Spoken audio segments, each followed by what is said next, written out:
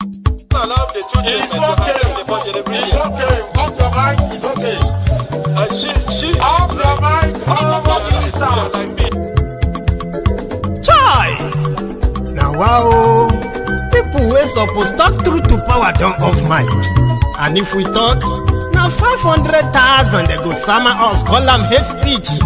But fear not, my ego don't come. Ingo torchlight every corner, nooks and cranny of all these bad people where they spoil our country.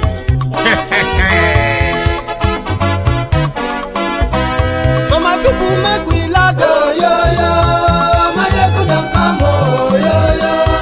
My people make we shout, oh, yo, yo. My ego don't come, oh, yo, yo. My ego don't come, man of the masses, oh, yo, yo. My ego don't come, oh, yo, yo. My ego the political, yeah, yeah. My ego don't come, oh, yeah, yeah. This one not the off in mind, oh, yeah, yeah. My ego don't come, oh, yeah, yeah. Can in the touchlight every corner, oh, yeah, yeah. My ego don't come, oh, yeah, yeah. Okay, some people be they holla say they want the power. Chai, them be promise us say we go get light and power. Nah. Them hustle so they can't get the power. But now they know they do anything with the power. Sure. Every day, dollar just they get it higher power over naira. Still them talk say make we off mind. But thank God say my ego don't come. So my people make you laugh, oh, yo, yo. My ego don't come, oh, yo, yo. My people make we shout, oh, yo, yo. My ego don't come, oh, yo, yo. My ego don't come, man of the masses, oh, yo, yo. My ego don't come, oh, yo, yo. My ego die the political, oh, yo, yo. My ego don't come, oh, yo, yo. This one not the off in mind, oh, yo, yo. My ego don't come, oh, yo, yo. Person where they do evil, no one make person talk. Them say that my egun, that man too they talk. He too they talk. Say my egun diary, he they hot like pepper. But every day then they take money in bulk. Poor man picking, they the street they hawk. Still them talk say make we no talk. But thank God say my egun don't come. So my people make you laugh, oh, yo, yo. My egun don't come, oh, yo, yo. My people make you shout, oh, yo, yo. My egun don't come, oh, yo, yo. My ego don't come, man of the masses, oh, yeah, yeah. My ego don't come, oh, yeah, yeah. My ego die the political, oh, yeah, yeah. My ego don't come, oh, yeah, yeah. This man not the off in mind, oh, yeah, yeah. My ego don't come, oh, yeah, yeah. Aha. Now you not done here, all these bad politicians, then we call themselves politicians. Where they thief our money, we no want to make the common man get waiting supposed get for this country. And I never hear something. Now go hear one, my ego. You go show na paper. My ego diary political. So my people make you shout, oh, yeah, yeah. My ego don't come, oh, yeah, yeah. My people make we laugh, oh, yeah, yeah.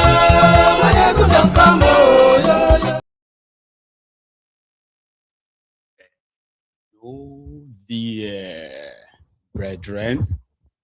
So good morning to you, good afternoon to you, and a good evening to you from wherever you are joining us. It is Mayegun live. So thank you so much for joining me. After reading the caption of the broadcast, please read the description of the broadcast as well. Like it, share it. Invite your friends, invite your not so friendly friends, and tell them to join us. Because Mayegun today, Mayegun is live. So their 2027 race or journey have started, put it that way. As the tide seemed to probably about to change. And on Mayegun's diary political, we keep tracks of all of their dealings and doings. So that at the end of the day, the members of the temple of truth here, will never be among those that will be asking themselves this rhetorical question of how did we get here? how did we find ourselves here? When did Nigeria become this and other sundry questions? We don't do that. Here is the probably happenings, put it that way, in their political space, stuffs that will likely shape the 2027 charade.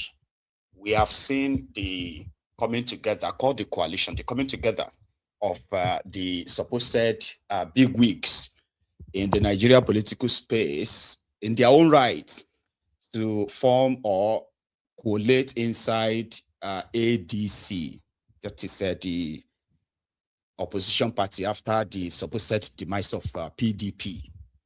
So you have the likes of Atiku, Peter Obi, who seemed to be the kind of like white sheep among the black hearts of sheep. So you have Obi, you have Aregbe, you have Amechi, you have all other guys who have kind of like teamed up with them until today, when Kwankwaso, the guy who once called Peter Obi and Andrew liver salt, something that just makes so much like rise and then it will eventually simmer. That was in 2022, when it was once proposed to go and deputize or be the vice president to Peter Obi. He laughed it off and he said his own supporters are real people. They are not just social media noisemakers. Well, the election ended the other way. So Peter Obi became the cynosure of all eyes, and most people believe that in 2022, the political class who spread the rumor around their religious, ticket at the time, that is the Muslim ticket, made it more like Peter Obi an enemy of them in the north. That's how they put it. And a lot of them are beginning to kind of like change that in the recent times. So when Kwankwaso picked today as the day it will be joining the opposition, which is the ADC, all these big wigs were ferried to Canal. Now, you see the kind of like context of this chart would be in 2022, where, when all of them sort of like went solo, all of them left PDP, I think at the time, Kwankwaso went to NNPP, Obi left for Labour Party, and Atiku stayed in PDP rather. So today, you have Atiku, Obi, Kwankwaso. If you add all of their votes together, according to what Mahmoud Yakubu allocated to them, so you'll be seeing about 13 to 14 million votes against Tinubu's 9 million, or sorry, 8 something million. So will Tinubu be able to repeat the feat in 2027 in a free and fair elections? We all know that is pretty much like a mirage, okay? But would these guys be enough to change that narrative of one-party state? Because until the recent times, right, where Tinubu currently have 32 governors of APC ready to deliver their state for Tinubu in 2027. So would this gathering or this opposition be able to change all of that, right? So time will tell. We are starting tonight from their trip and what happened in Canal today when Kwankwaso decided to join the League of the Opposition. It's a long trip. So share the broadcast if you haven't already. And you can also like it as well if you haven't done that. So then we can go to Canal. Because also tonight we'll be covering other happenings, including the killings that happened in Jos, Plateau State yesterday. And that was a Palm Sunday, right? So we're going to cover that among others. So let's go to Kano, where Obi, Mechi, Atiku, I didn't see El-Rufai say, right? We're all in Kano to welcome Kwankwaso ahead of their 2027 charade.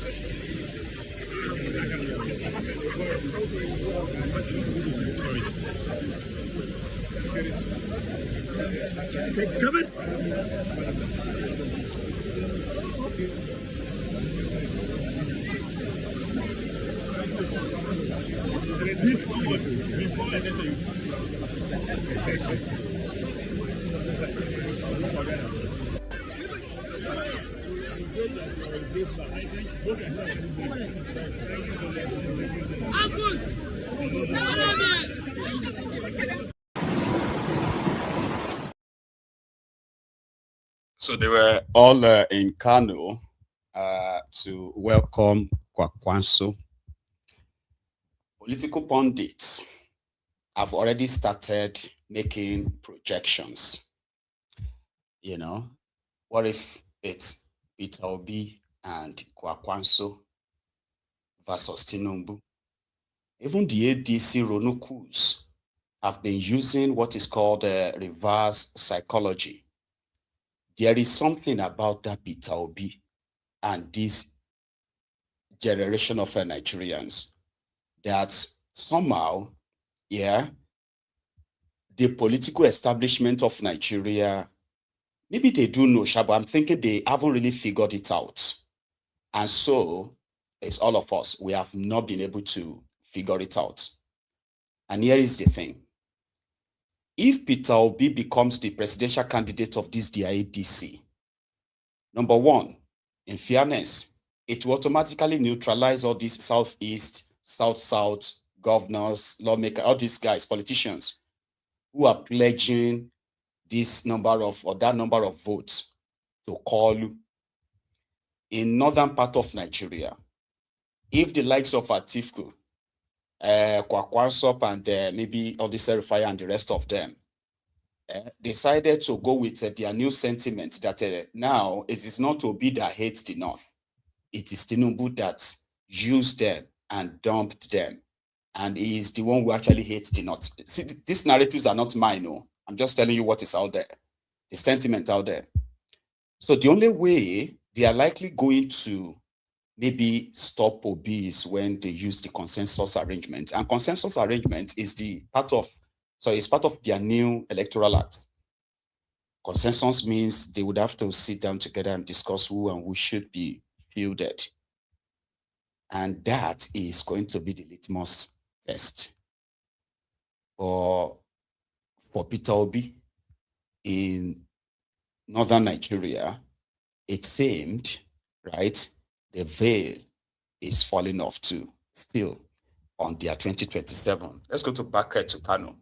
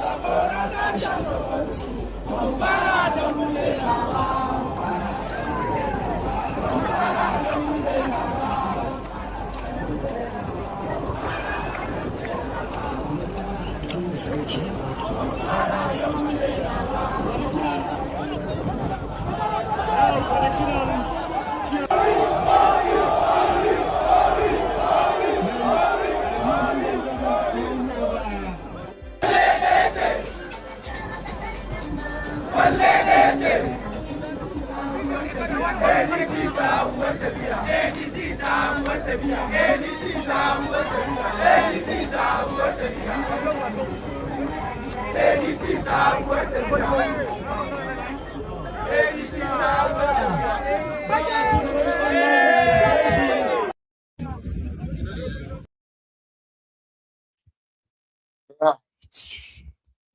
said if you fail to participate in politics, you will be governed and ruled by your inferiors, and by law you would have to obey every of their policy and their laws, so to say. So that's one thing about politics. Nigeria is saturated with corrupt degenerates. You're talking about career criminals who have escaped justice for years, and of course they continue to recycle themselves as the alternatives or the only options. Look at Tinubu and those around him. They continue to tell themselves that they are doing well. Nigeria is in fact not in the place it should be, but is in a place that is far better than where it was, and that's a lie. The insecurity in the country has become like a lifetime thing for the people. So much that the people in government are no longer faced by the announcement of the killings, kidnappings, or these wanton destructions all over the country. Because they can easily face the people and tell them that, they are doing their best. All right. So they shouldn't be blamed wholly. In fact, everybody should see security as their business. As if to say you and I can easily just pick up arms and face the terrorists. The economy is in shambles. They floated your currency, which simply means the valuation of your currency by more than 1,000%. But yet they keep telling themselves that, it is the reform that is making you feel this hardship, right? Reforms that continue to make them grow fatter, buying themselves the latest automobiles. They change cars, right? Just like people change their panties, so to say. They are unfazed. They are not even looking like people under pressure, people in charge of a country at war with a lot of people, the jihadists, the terrorists, also the saboteurs, those who have been given opportunity to serve in the public offices in Nigeria, but they have used that to sabotage Nigeria, make life hellish for the rest of you. So the idea of one-party states was pretty much like, stupid in the first place, but it is called, to consolidate his power, he would need a very much weaker opposition, or better still, a controlled opposition, the role that Werey Wike is playing. So how this ADC, the conglomeration of the past, the present, and the future criminals in Nigeria who have come to say, no matter what they did, you can never compare it to what APC, Egbekegbe, have done, even though almost like maybe 30 to 40% of them, I'm talking about their leadership, have all this affinity with the same PDP and APC. They even have some of their leaders who are like the immediate members of the Boko Haram's murderous regime. But today, they are like, no matter what we did, compared to what this guy has done in 3.5 years, and think, who is the more devil? So the options before Nigerians is going to be to choose between the devil and the deep blue sea. The deep blue sea or the devil, I don't even know which one is which one right now. So the options seems limited. Others will say, but there are other options, but they are not viable in the Nigeria political space enough that the criminals who have amassed so much wealth, public wealth, are those they called the guys with the strong or the biggest war chest. War chest in this sense includes money. In fact, it is money, which indeed will also buy out all the, arms or the criminals they will need to force themselves to power. So Nigeria is effed up, whether with Kolu or with these other guys. You just need to look beyond the facade look beyond the gloss and the rest. Werey Wike was also holding a convention. Do you know that? And in fact, they called him the national leader of PDP now, where his own faction have elected their own national executives. And Werey Wike said, PDP will surprise a lot of you in 2027. Asal now. We'll find out. So I'm going to take you to their own convention, where they are also gearing up for the 2027. Meanwhile, Werey Wike, who publicly or repeatedly, several times, right, told the world that he will be leading Tinubu's presidential re-election campaign. And right now, he is the leader of the supposed defunct PDP. Let's see how that happened. Let's go back to that Abuja, right? Wike.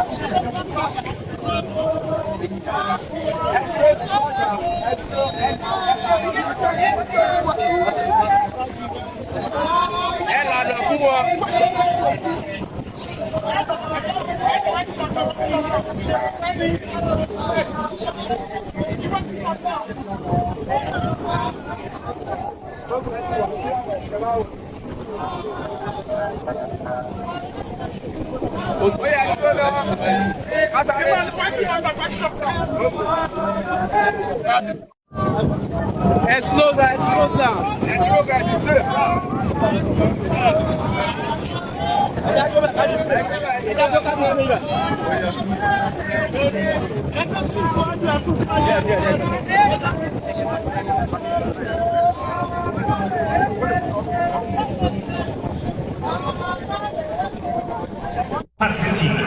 Make some noise for Oyo State, Nigeria. Oyo State, PDP. And ladies and gentlemen, today we are going to talk about our best to harmonize. People were saying so many things about our umbrella, but our umbrella we never tear. Our umbrella is intact. Umbrella is cool. Umbrella is there. Nambra State, we salute you. And Nambra State! Our pleasure it is to announce the presence. Your Excellency, excuse me. Okay, sorry.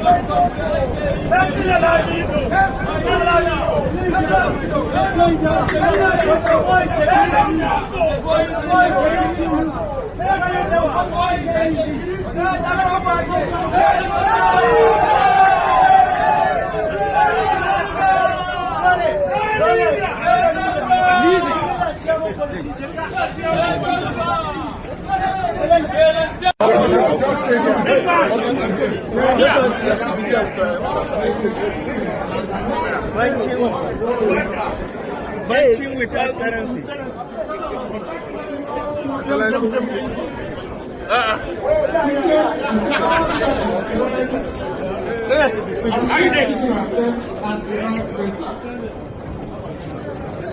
These developments ultimately culminated in decisive intervention on the National Executive Council of the party and the 104 people in December 2025. Where a regular caretaker working committee was constituted in the overriding interests of the stability and continuity in our party. Today, however, we stand once again at the threshold of history. We are gathered under the compelling and forward-looking theme, which is inclusiveness, unity, and renewal. This theme is not a mere slogan. It is a strategic imperative. It speaks directly to our present reality and defines the pathway towards our leaders. We are assembled here as one united political family to perform one of the most sacred duties in any democratic process, which is the election of a new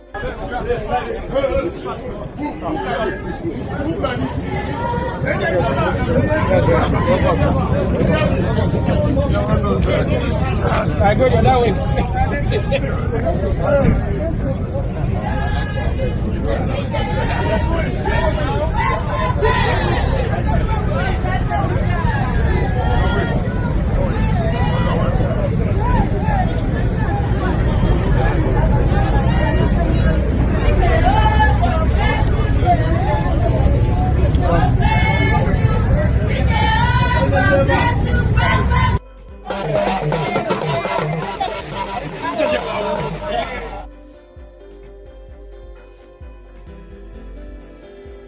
There's something that is always kind of like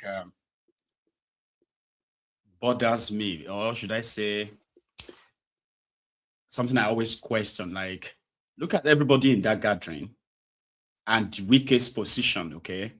I mean, did they not know that associating with Wike in this PDP arrangement is their own indirect way of working for Tinubu? Because Wike is never going to allow any PDP serious candidate to jeopardize whatever they have at the national. So they are all there to work for Tinubu, okay? However, they are also going to get their own fair share, which means like a rainbow coalition that Wike is promoting. So what they are going to get, where's my, sorry, pardon me.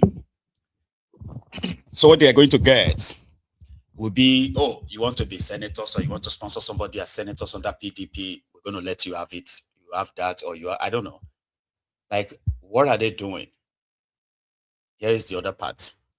Still at that same convention, by the way. And then what Werey Wike had to say.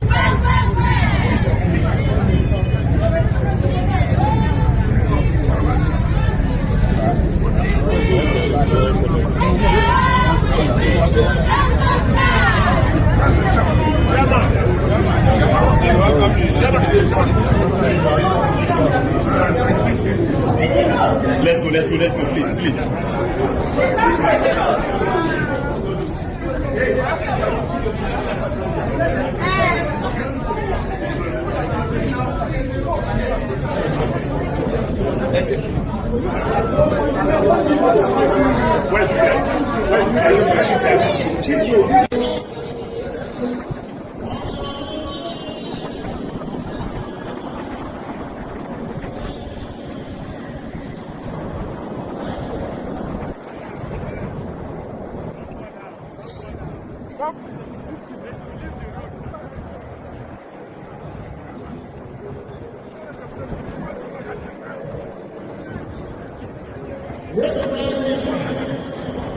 The president of the national leader is no one person but our leader. This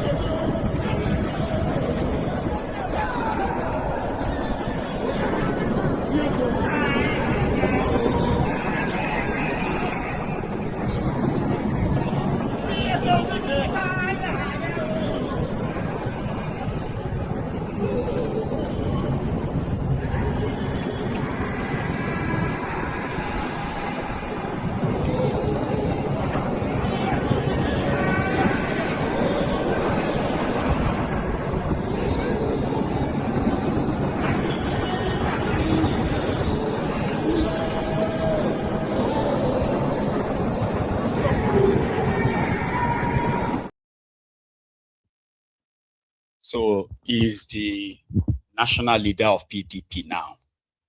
And that is why that convention is funded by Tinubu. Do you get that? Yes. And the elected executives of the PDP that will then, conducted the 2027 elections for them were also inaugurated. So I'm going to cut it short, their inauguration. Please, let's start with the oath of allegiance. And repeat after me. I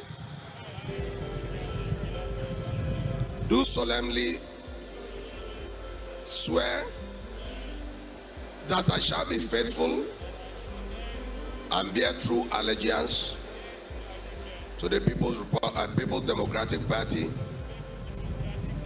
and the Federal Republic of Nigeria, and that I will preserve, protect, and defend the Constitution of People's Democratic Party and of the Federal Republic of Nigeria. So help me God.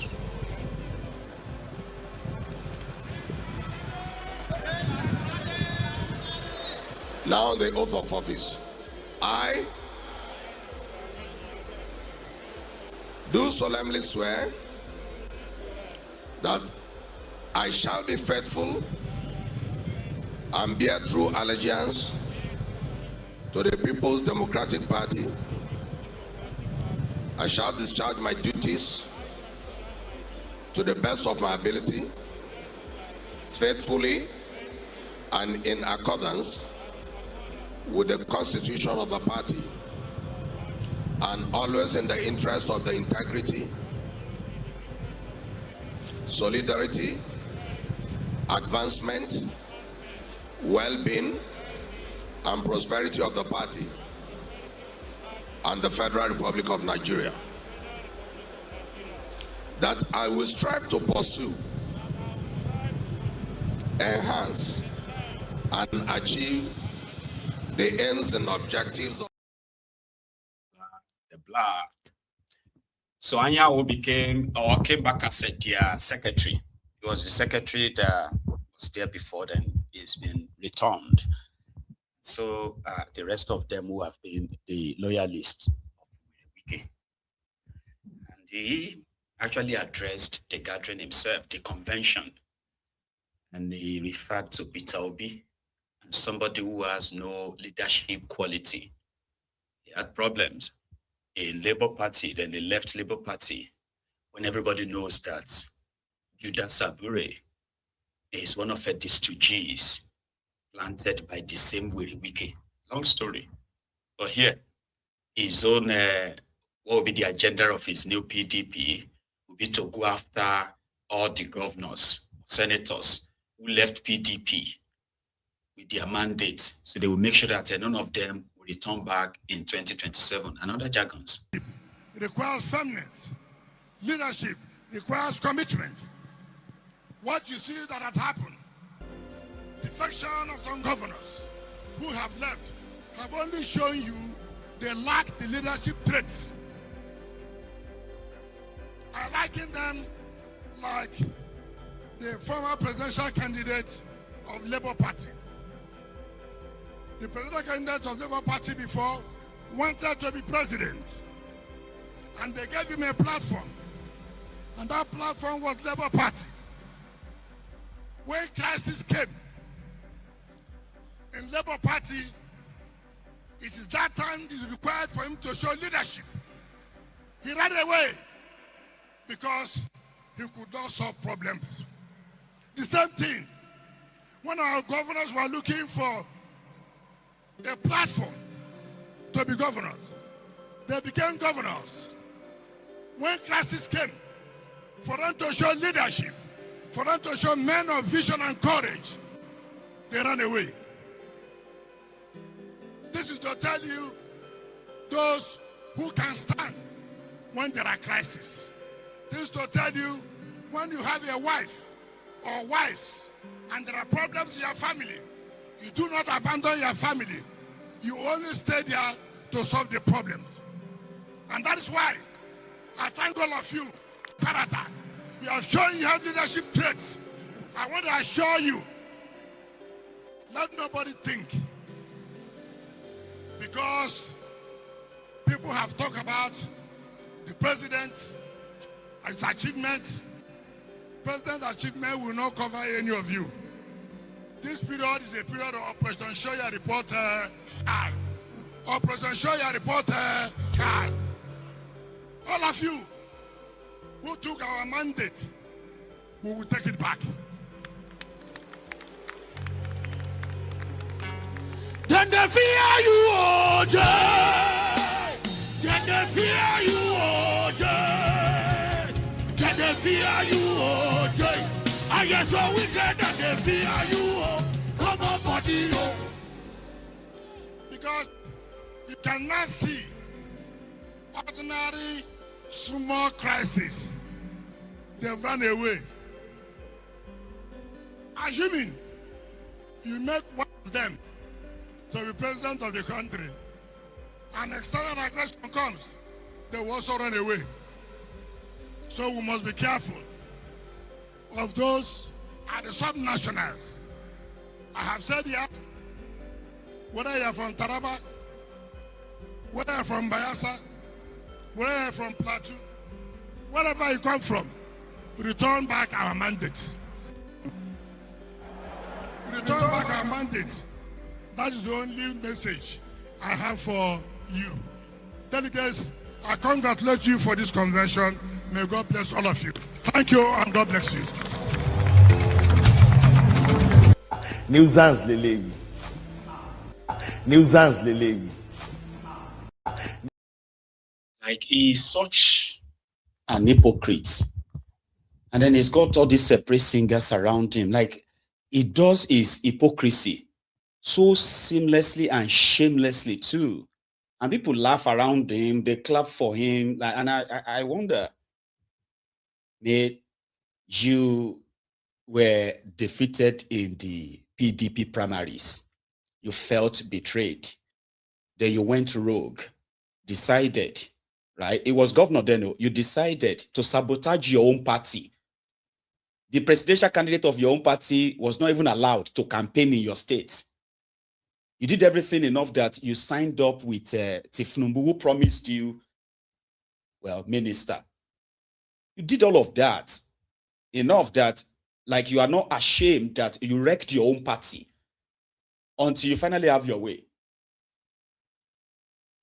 When you are fighting your own state governor, full barra, you authorized the state House of Assembly members to go and decamp to APC so that they could impeach the governor.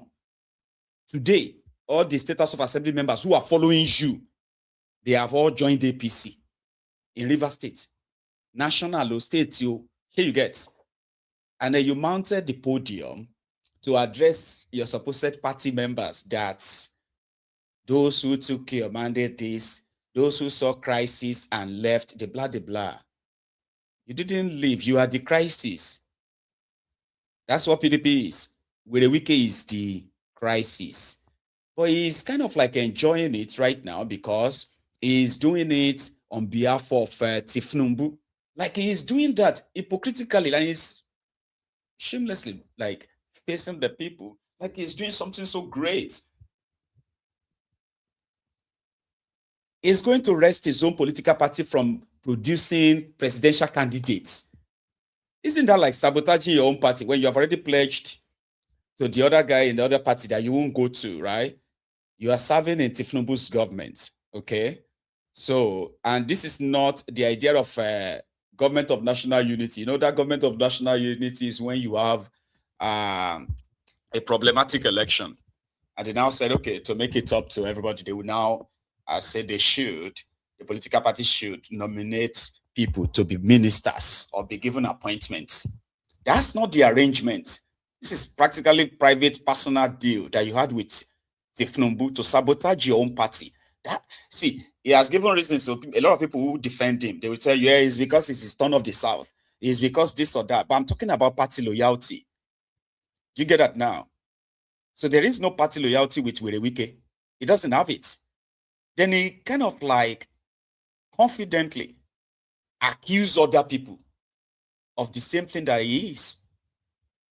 The Ronukus love him. They liked him so much because, yeah, he's the guy who could use impunity, who could use all manner of legal sabotage by even infiltrating the other political parties. Who are those funding the guys who continue to go to courts when Peter Obi was in Labour Party? Who do you think funded them? Judas Abure, who is a very good friend of Werey Wike as well, right? What happened? Who is funding Abure? Or who funded him until he became useless? Because it's practically not useful to them anymore. There are about 3 different court cases right now pending judgment in their courts against this same ADC. They will, I mean, that's the work of Werey Wike. Put legal wahala here and there, then come out again and then accuse them of not being able to manage crisis in a rotten system. Somebody said, what do you then think is, because you are, like I said, Nigerians and Nigeria is already effed up. Whether na ADC or na follow, whether na this Tifnumbu, you decided to, not even like you can decide per se. Not really. But I mean, whichever way the pendulum swings, right, you are effed up in that contraption. That is the number one truth. So if somebody now said that, what's the solution? Well, there are 2 solutions. The first one is not viable. The second one is not, it's not a tea party. So the first one is that maybe somebody that will just rise, who have something that is more powerful than what these guys have, right? I mean, those who have the firepower, a military like, that can rise and pick all these guys up in one operation that will shock even the world. Pick as many of them as possible up. Governors or senators or past president or president or all these ministers, all these guys, round them up. They can't be up to 10,000. Pack all of them, their supporter, their PAs, everyone that you know is already fingered in their role in all this mess. Wipe the entire political space so clean. Then sentence them to death. Yeah, that's kind of the shock. Like I said, it's almost like, tenable, like, is it possible? Yeah, it's extreme, isn't it? Because you need to have all these guys gone. Sentence them to death. Doesn't mean that they have to kill all of them at once. Here you get. Like that kind of a China or maybe 2 weeks, 3 weeks. Something that would then shock those wannabe criminals. Because you see all these guys, they are the reflection of the Nigerians, though. Yeah, they are the reflection of you. Your greed, your self-centeredness, your selfishness, and all those, vices. Your criminal leaders, they are true reflection of you, one way or the other. So there are those who are aspiring, hoping and dreaming to be like any of these guys one day, someday, soon. And that is why when you look at those who are occupying different political offices in Nigeria today, from the local government level, even though the federal level, you realize that only a handful of them are, ancient of times, all these Methuselahs in politics. You will see some of them in their 30s, in their 40s, in their early 50s. They are young people that were born after independence of Nigeria. They are those probably who have witnessed the worst of Nigeria. And they finally found themselves in political offices. What happened? They made the entire country worse than the rogues that they are. In fact, they are worshipping these senior rogues, or these Methuselahs, right? These young ones are worshipping them because they are looking forward to the time when they will replace them. So the only way you can clean the entire system, because that's why I said that whichever way it swings, don't ask me for solutions to your issue. Are you saying we should vote? No. No matter what I say to you, it will be of no effect. Something that could be of effect is that. But like you probably will think, well, it's not possible. And then the second one, which is the one that is very much going to happen sooner or later, the breakup of Nigeria. And I have said this many times, you see, Me, I want peaceful breakup of Nigeria, where everybody can come together and discuss these fraudulent arrangements, our differences, and then discuss if we still want to remain together under what arrangements or conditions that can put an end to all these killings, this, madness. So if we agree to be together, then it should be on a certain conditions. Do you get that? Agree to the type of government you want and what qualifies anybody to actually occupy any public office and all of that. Type of security you want. And if we said, no, we don't want to be together anymore peacefully, everybody can conduct a referendum and decide which part they want to belong to. That's something that peaceful conversation around, should we stay together or we should go our separate ways? But you see these actions or the inactions of these criminals, the way they have mismanaged and ruined Nigeria and pretended like it's not that bad, okay? That is what will trigger the violence breakup of Nigeria. Politics. So maybe when it is tilting towards that, that is where somebody somewhere, I don't know, will probably take my idea. Arrest all of these guys. Probe them one by one. Any of them found to have been involved in either, sponsoring of terrorism or funding it or protecting terrorists from being prosecuted, those who have looted the treasury, those, pick them up, sentence them to death, not prison. You can't be feeding them again. That would be waste of a public fund. Sentence them to death. And those who want to be criminals, those young ones, they'll begin to think or change careers. Like they'll begin to probably realize that I don't think I want to be a politician again. The most lucrative job in Nigeria today, the highest employer of labor, sycophants, voluntary slaves, ombud slaves, is politics. You will see those who have possibly failed in almost everything or careers they've chosen. They retired into politics and suddenly, right, they are professionals again. And here we are, So, Werey Wike and his gang are pretty much the extension or what you can call the controlled opposition. That's what PDP has become. What DOB is talking about. The one that some people are now saying they want to do Obekwa. That's Obi Kwankwaso, simply because of what happened in Canal today. So when they rounded it up, that was this is Obi and the same Kwankwaso. I'm coming. We're going to go from there. We're going to stay in Abuja a bit, okay? But first, Obi living Canal.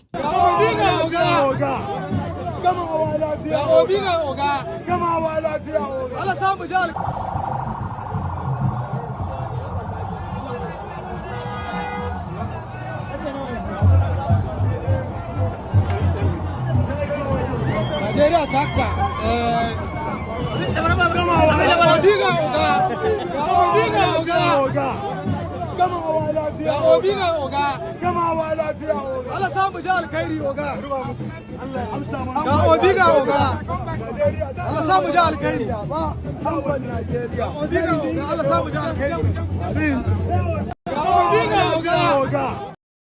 So they are saying Obi Kwa now. Obi Kwankwaso.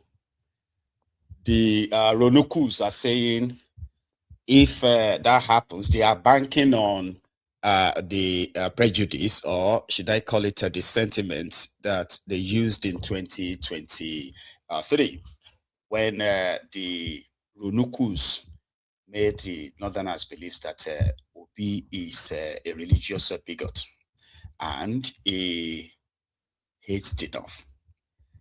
Therefore, also, is going to declare Biafra. So the North cannot allow an Igbo man to be president of Nigeria. All that kind of those sentiments. So they are about to bring them back. But it is called reverse psychology.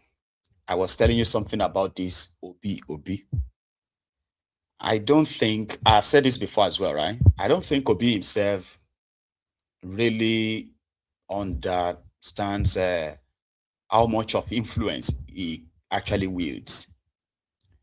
7 months to 2023 charade, with almost like all the worst or the poorest preparation for a national election, presidential election. But they are still able to upset the entire establishment that they shut down your election supposed result portal, presidential election portal alone during an election. And they ended up having to declare him third. So it can be the serious nightmare that can trigger something big, because Kolu is not going to bow for anything like all those kind of like a pressure. I mean, pressure that will make him change their already plot of rigging the election. No. And I've also said this before, that Obi has no control whatsoever on how people really care about him. He's got no idea. So if for any reason Peter Obi becomes their presidential candidate, I'm not saying that they would be enough to stop Kolu from rigging.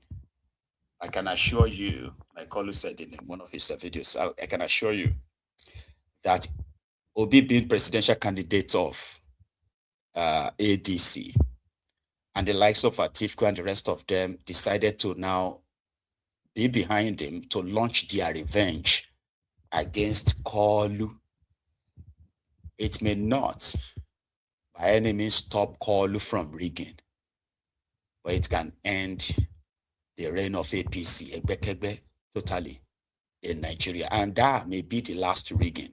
And I'm not trying to exaggerate or overrate them or anything. No. As it currently stands, the Tinubu and his gang, they have, what do you call it? They have all the technical resources to rig the election. Something you must be reminded of is that this won't be about Obi and the obedient alone anymore.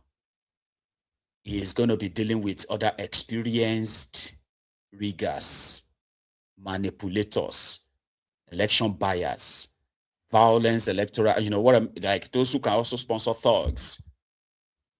And that is going to be like an extra logistic for Kolu and the APC. My theory. So if Atiku, from what we are currently hearing, indeed decided to shock everyone and not run, something that a lot of people will be like, oh, that's impossible. Well, he's currently said that he is under pressure to not run again, but will be given the honor to choose Peter Obi's running mate. Right. Like I said, their game is just about to start. Whatever they make, whatever decision they make between now and the end of April, because they would have to choose what they call the consensus. They would choose somebody that they would then declare as the candidate. How they then manage that would determine if those who have been singing on your mandate for Kolu really mean it. But yeah, when El-Rufai's mother died a few days ago, and they brought her body back from, I don't know where she died. So they brought her body back. El-Rufai was released from a detention, the ICPC detention, after being there for over a month. He spent the entire Ramadan there. And sincerely, from what I have seen on some of these Arewa platforms concerning this treatment of El-Rufai, guess what? They are beginning to say that El-Rufai, if he can manage this level of influence, they said he's got so much influence, right? And if he can manage this influence so well, it may be their next Buhari. Hey, to Fiakwa, right? Anyway, during the burial of his mom, the guys who locked him up showed up. The likes of Feribadu was there, to pay their condolences, respect. That guy that is believed, well, they believed sold him out, and that is the Ubanka or Banza Soni. That's the governor of Kaduna State. It was there. Even Isa pandemic, Isa Patantami. So Isa pandemic happened to be the cleric who preached, at the burial. And they even tried to reconcile them when they buried El-Rufai's mother, like when they do the intermittent, what do you call that thing? Yeah, when they interred her, right? So just next to her grave, Isa pandemic, El-Rufai, the Kaduna Little Finger, Ubanka Zoni, the three of them. So Isa pandemic was like, we should all kind of like sheath our swords and stop being political enemies. The blah, something like that. I think it's in Hausa. Right. So, and Peter Obi himself was there, kind of was like, a darling of all of them lately. I have no idea what's going on, okay? Right? So he's a darling. The moment they saw him with El-Rufai, even when El-Rufai saw him, he didn't just shook his hand. He wanted a kodu. He actually got a kodu, by the way. All of this and everything, I put them in a clip, in this one single clip. So I'll show you. Let's go to the Abuja and the burial of El-Rufai's mother.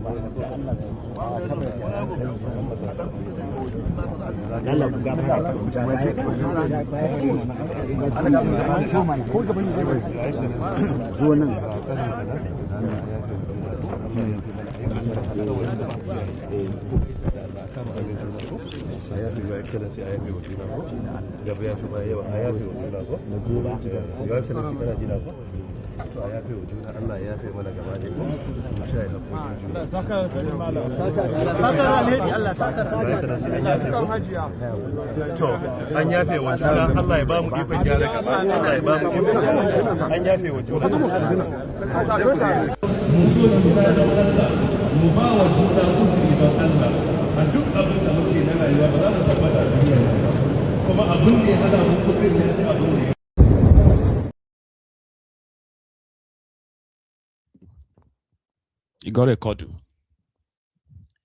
And El-Rufai is known to be somebody who really doesn't forgive. He has said that many times himself. Just funnily, right? In 2022, he called Peter Obi a political actor that is just acting, entertaining people. Well, they call themselves names, by the way, except for Obi. So they call themselves their names in 2022. And now they are allies enough that when I look at a lot of them, except for Obi, when I look at all of them, I feel like, waiting Tinubu do them no really good. Let's start with Atiku. Atiku was almost like a god in PDP pre-2015. Remember, he left PDP for AC, I've been at ACN with Tinubu to team up with Tinubu, and he lost to Yar'Adua. Yar'Adua died. Goodluck Egbere Jonathan became your president, right? Atiku was like God in PDP. Jonathan was going for his own second term. And that was from 2015 to 2019, 4 years. Atiku couldn't really take that or stomach that. Immediately he returned back to PDP. He wanted to take the slot of Yar'Adua. And what did they do? They left PDP with the expectation that Atiku has all the muscle, he had all it takes to come and confront Jonathan. Ride on the sentiment of Northerners at the time because of what happened to Yar'Adua, and like they felt cheated in that sense politically. They wanted to ride on that. But there was a Buhari. So at the end of the day, Atiku, Saraki, and the rest of them help contribute to the destruction of PDP simply because of Atiku's ambition, just because of his ambition. When he got to APC, when they started APC, he helped funded the APC as well, right? So it was time to choose the presidential candidates. Tinubu, El-Rufai, and others. They went for Buhari and they shortcut Atiku. And immediately Buhari became president. It was Atiku's business at the ports, Nigerian ports at the time. I can't remember the name of the business right now, but somebody will probably remind me in the comments. It was his business that took the first hit. They terminated his contract of collecting revenue or collecting tax or whatever it is that he's collecting at the ports at the time. It was terminated. And then they were looking for ways to get rid of him from APC. So he realized that he wouldn't be president in APC anymore. He returned back to PDP after 2015 to go and get ready for 2019 so that he could face Buhari. So in 2019, PDP who zoned their ticket to the north at the time, so they didn't even bother. So it would be Atiku to choose somebody else. It didn't work out. Buhari rigged the election, even though he won, but Buhari rigged the election. Same way they are looking for IREF results. It's the same way we are looking for INEC server in 2019. Judiciary finished the job. Buhari ended his 8 years disastrous, what have you. Then it was Tinubu's turn. How can Tinubu become president if Buhari is almost incapacitated? To make that happen, Buhari was almost like indifferent. Then you have those who benefited from that APC then, the likes of Malamun, the likes of El-Rufai, the Kaduna little finger, who became a terror, by the way. And you had this guy too, but that one is still with them. Yeye Bello of Kogi. They were all in the APC, government and power. And somehow, Malamu went the other way. They didn't want Tinubu to become the APC presidential candidate. They wanted a guy called Rubber Stamp Lawan. He was the Senate President of Nigeria then, under Buhari. So they said he's the preferred candidate of Buhari. How could you make another northerner president? Like, how is that even going to work? Tinubu built a ring around all of them. Surprisingly, the man who once advised the people in Lagos that he only has what it takes to neutralize or retire godfathers, El-Rufai, he became the point man for Tinubu. I mean, surprisingly, he even went to court when Emefiole and gang changed Nigerian currency because they were told that Tinubu's preparation for 2023 was massive. Allegedly, they said he had over 2 trillion naira war chest in naira stocked somewhere that he wanted to use for 2023. That's the Zobo they sold then anyway. They said changing the money means more than 10 trillion naira that politicians wanted to use in buying the 2023 elections would have been forfeited. That money, they will be forced to bring the money out. And because they are stolen money, they may not bring them out, so they will be useless before election. All of this to stop Kolu. But the likes of El-Rufai were like, no, we are going to do Muslim tickets, all right? We're going to make sure that the power go back to the south, sort of. So they sold their Muslim ticket that we now call the Mumu ticket, right? They said 1 Muslim is good. 2 Muslims is great. If 2 Muslims can be president and vice president of Nigeria, Nigeria will be so great. I covered all of that election, remember? So yeah, I may not be quoting them verbatim or what have you, but listen, I was part of it. So they sold all of that. They went to Chatham House in London, where Tinubu introduced a new buzzword, teamship. El-Rufai was to speak on how Tinubu was going to tackle insecurity. He spoke eloquently, he dramatized, and the rest of that, they went back to Nigeria. When the election was going sideways, they made their moves to ensure that, as planned, it must be delivered. And in fact, they felt then that the opposition they had wasn't the opposition outside, Atiku and Obi. The opposition was practically the insiders who wanted to sabotage Tinubu from being president. It was war that El-Rufai, joined Kolu to face. And the war wasn't like something coming from the south. It was coming from the north. They moved money. They did a lot. And Tinubu became president-elect. They invited him to Kaduna to come and be the special guest of honor in one of the jamborees organized by El-Rufai in Kaduna. And right on stage, Tinubu called out El-Rufai as governor then. He said, I'm not going to leave this stage except you promise me, unless you promise me that you are going nowhere. You are going to be part of my government. Something like that. And in order to keep the president-elect or the president-elect waiting, El-Rufai stood up from his own seat, walked straight to Kalu and said, yes, I will work with your government. Only to be disgraced by the reports purportedly from his own friend, and that is Ribadump, who wrote a security report that they claimed they received from the Kaduna that don't make him minister. He is going to destroy Tinubu's government. That's how they rejected him. Like Werey Wike, El-Rufai feels like he needs to take back his pound of flesh. He needs to revenge. A lot of you don't know what went down.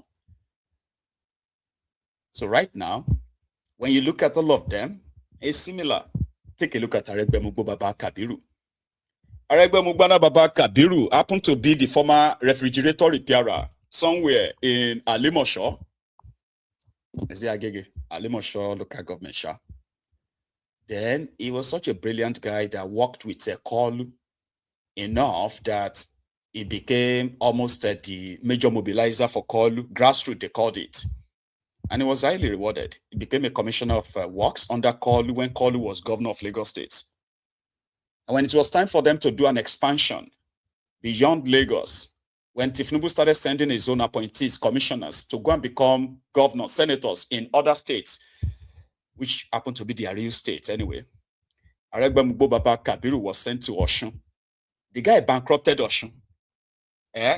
But he's so good in composing songs, singing and all of that. For the first time in my lifetime, paying out salary became a state government's policy. Like, you go work for 1 whole month, then they'll pay you half salary. Because the state was broke. The first and the last person in the history of this Nigeria, let me rephrase. The first and the last governor in the history of Nigeria to bankrupt a whole state, that the entire Osun state was collecting 500 naira a month. I'm not joking. Don't think it's funny. When other states were collecting 10 billion, 4 billion, 15 billion, 9 billion as their own allocation from federal government, Osun state was so bankrupt that they were paying them 500 naira. May no be say money no enter their accounts. He became a minister under Bokuwari, that even the APC, his own supporters, his own members or former party members, they said the only thing they will remember about Aregbemugbana Baba Kabiru is that when he was minister, he is always very, very consistent in announcing public holidays. Ramadan will start on Friday. We have seen the sun, or we have seen this, that we are going to break the fast on so and so. Salah will be, that kind of thing. That's his own template. But today, they have somebody who is so loved because of his own public record. An untainted person, Peter Obi, the only man who have not, he's never been in business with Kalu. You know what I mean? Like, he's not got any revenge against Kalu. To him, maybe Nigeria just deserve better. And the alternative is worse if something is not done. But the rest of the guys, they were all, once upon a time, friends, of course. And something went wrong. Today, they are on the other side. Oh, God bless you, man. Now, I'll show you something. Let's go to Jos. There's a community called Angwan. Oh, dear. Angwan Rukuda. It is in Jos North, in Plateau State of the northwest central of Nigeria. Yesterday, just from the nowhere, camouflage wearing armed terrorists entered this community, opened fire, and killed over 47 people. So far, they said, these are the bodies they found. The assailant gone. The military allowed this action because, according to eyewitnesses, when these shootings and attacks were going on, they couldn't see any security on site. It lasted for like 2 hours. A pregnant woman was shot and killed. And so, well, other, you know, and I can't share the video with you, unfortunately, but I can share the aftermath with you. This morning, even when their governor went there to see them, and man, I'll show you. Let's go to Jos. They have chosen the security man. They have changed the security man. Because they are not doing any help right here. Tap and share, double tap and share. Double tap and share, please. Double tap and share, double tap. Oh my God, oh my God, oh my God.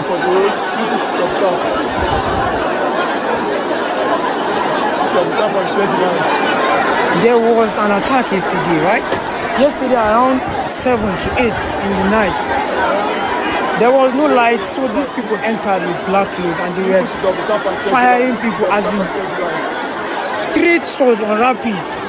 A lot of people have to flee for their life. As in, this thing was not good at all. It wasn't good at all. Plateau State does not. Does not Plateau State. I'm just, I don't know.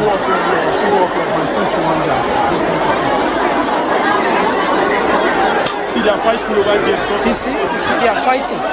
The thing is not funny. You see, they are fighting. The situation is tense. People are angry. People are angry. The situation is tense. The situation is tense. Now attack. This is not a village, right? This is not a village. It's not Refill. It's Angwan Rukuda. If you know Refill, you must know Angwan Rukuda. This is Angwan Rukuda. If you know Jos, Plateau State, Nigeria. I know you know the location. Angwan. Like you won't come back.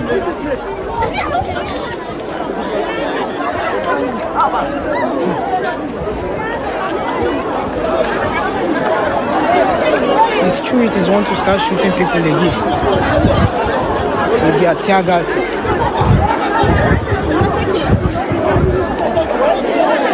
Which is very, very wrong. I'm so ashamed of this nation, what we are turning into. How many? 6-9. How far now? What's up? How far? How many more have to go before they do something? How many more? How many more have to go? There was an attack yesterday in the north, Plateau State. Angwan Rukuda area to be precise. Angwan Rukuda.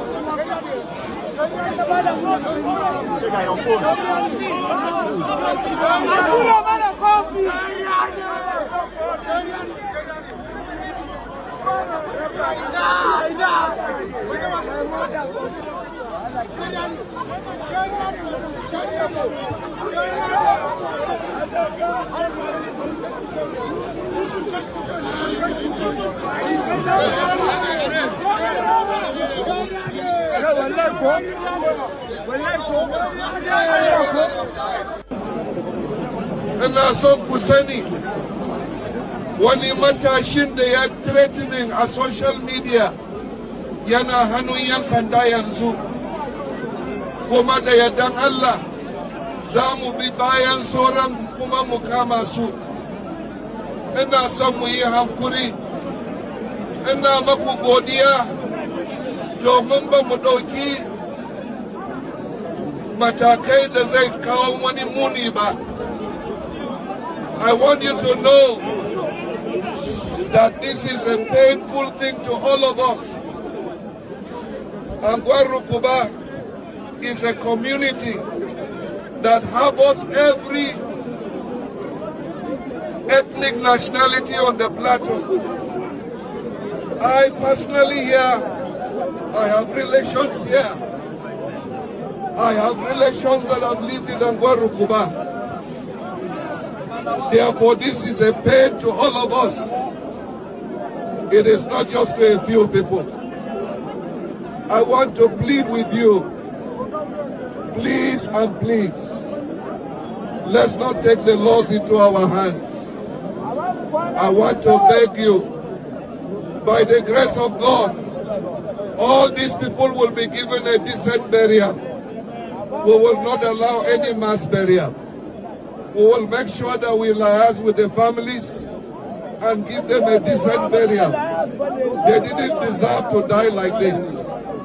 Therefore, all that the families will require us to do, we will do it. We will talk with the families and make sure that we provide the best comfort we can provide for these families. As for those that are in hospital, I want you to know that government will take full responsibility for their medical bills. We will not allow this matter to go like that. I am pleading with you, continue to trust us. I want to thank you. I want to thank you for not taking the laws into your hands. I want to thank you and to plead with you. Please, I beg you. I beg you. May God comfort all of us. May God comfort all of us. Nuisance lele. You know something? Like you possibly have seen in the comments, right? Angwan Rukuda is not even a village. It's a town. I mean, well-populated town. Terrorists came to a part of the place and they started firing everywhere, killed random people. And that is how they normally do until you start seeing people fleeing the town and it will become a ghost town. In Kwara State now, many communities, including supposed towns, are becoming ghost towns in some major local government areas of Kwara State. I mean, people are making videos of leaving their homes because they won't wait to become the next victims. Right under our noses. Here is a community called Omogo in a fellow local government area of Kwara State. Take a look at this.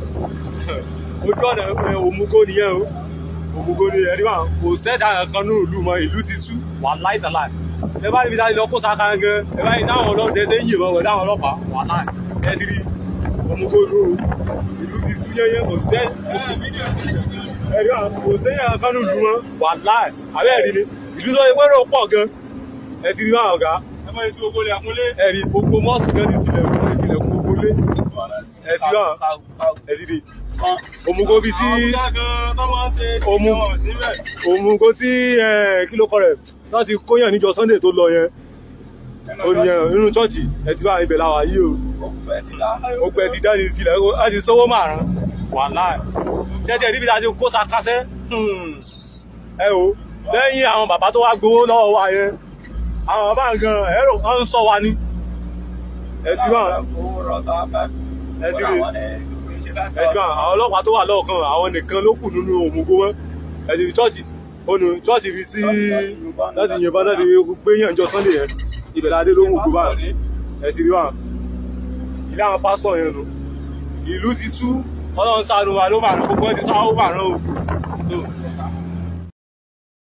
And to those of you who know Kwara State very well, you know Omuaran. Omuaran is a very popular town in Kwara, Abi. They are very close there to that place too. They do have, there's another town, by the way, there's another town called Okeonyon, which is also part of the Felonu local government area of Kwara State. Those ones, they are not waiting to get caught off guard. They are moving away, packing. Yoruba Lando, yeah? And this is where you feel like, okay, where is a Sunday hero in all of this? Where is he? Because when it comes to threatening people for Tinubu, this is what Sunday hero would possibly want to continue. Abi, as Tinubu continues, this also continues in Yoruba land.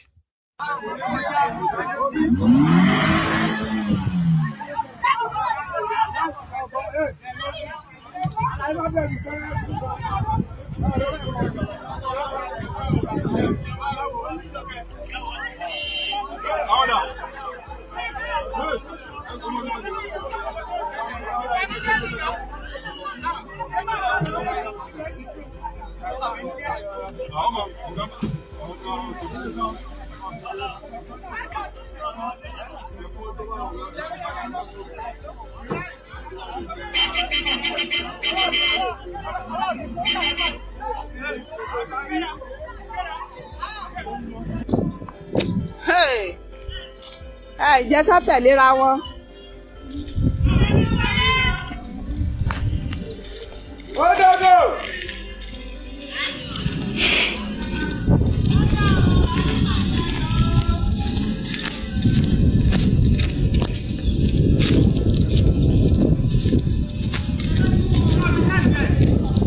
Tí rí sáǹdì pa.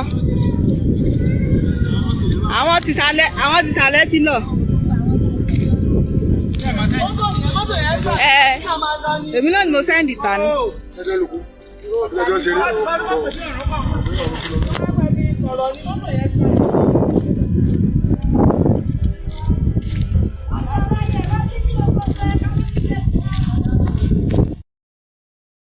Sorry for the poor quality of video. Yeah, you got the message. This is the reality of our people, right? And in that same Ifelodun, few days ago, where two vigilantes were also killed in another community while they were trying to protect their communities from these attackers. They were killed. And the people of this community themselves are like waiting for the time for them to also run away. The people they told us were not me. The people that are the Ronukus, the Ronu Nazis, most of them will come from all these states in Yoruba land. But they are like so shameless of themselves enough that they would rather continue to spread tribal bigotry, hatred all over Lagos because of Tinubu. Some of them were from these areas that terrorists are chasing your own people away from their ancestral lands. You are seeing the videos on social media. You are not like moved. But APC, Egbekegbe, will tell you that the Igbos are coming to come and take over your land, displace your kings. But the Fulani terrorists are already displacing your kings. In tens, hundreds, in thousands. Communities, one community after the other. One community at a time. They are doing so, right? Spilling the blood of our own people. Spread the fear, the terror, chase them away. And then do what? Turn your supposed ancient historic communities, towns, to ghost towns. So everybody can run to the city until you can't even stay in the city. And by the time you probably will realize it, your entire suburb are now owned by these terrorists. They would have grown so big that it would take a full-blown war to get rid of them, or they get rid of you completely. You know? I want you to watch this.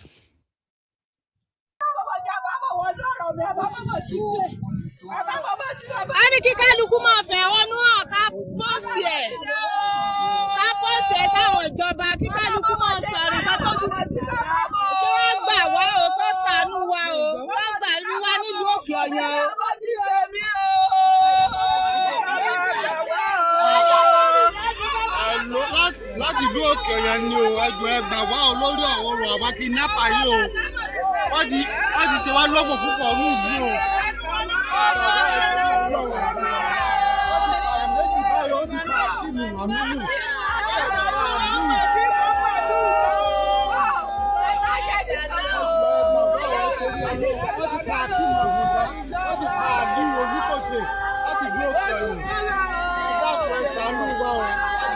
Àwọn kidnapper ti fẹ́ lé wa nílùú o.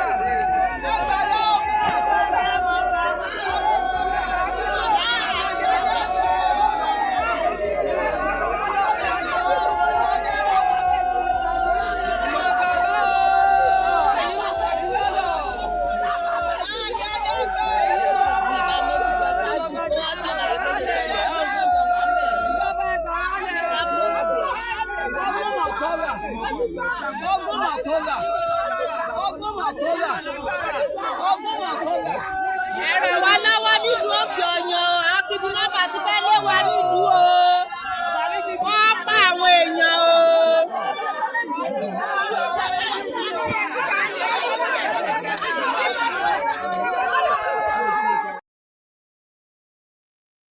I mean, that is the reality of our people.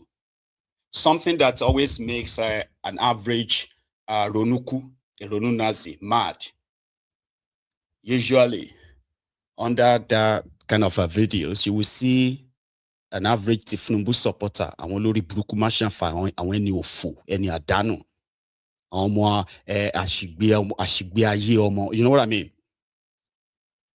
They will start asking those, what is wrong with you? Must you be crying like this? What is wrong with Yoruba self? Did you cry like this during Buhari time?